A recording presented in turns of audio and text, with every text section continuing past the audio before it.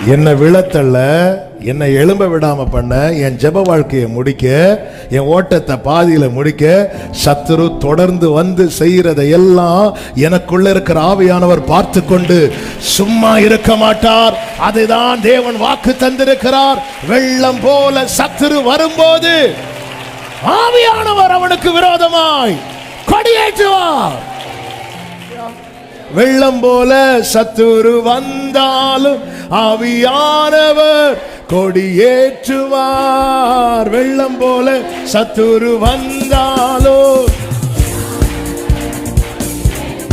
அவன் தண்ணீர்கள் உடைந்து ஓடுவது போல் சத்துருவை சிதறடிப்பார். தண்ணீர்கள் உடைந்து